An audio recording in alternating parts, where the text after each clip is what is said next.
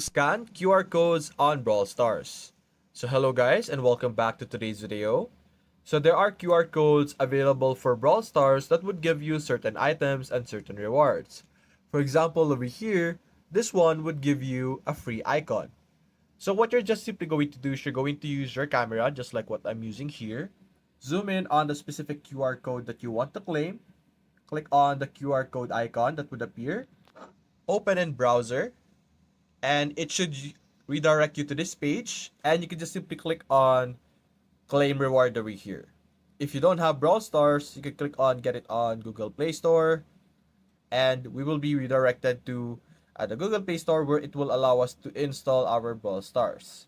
But if you already have Brawl Stars, simply click on claim over here, and as you can see, if nothing happens, first download the game. If you have the game downloaded, it will automatically open Brawl Stars for you and allow you to receive your reward. So that's basically it guys. If you enjoyed this video, leave a like and subscribe. Thanks for watching.